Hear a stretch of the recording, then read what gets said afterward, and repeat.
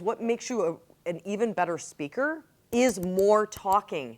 I am a person who talks out loud, like my thoughts, it just all comes out. My poor husband, there's no filter. It's just like, should we redo the kitchen? Should we redo the basement? Da, da, da. I stress the shit out of him. I read a study a couple years ago. Not everybody is an out loud talker. There's so many people, and you might be this person where your thoughts are really in your head. Where even when I was alone, I would sometimes read out loud. I'm just one of those people. But I'm gonna tell you, it helps your public speaking because then you can hear how it sounds. Your own ears will hear things.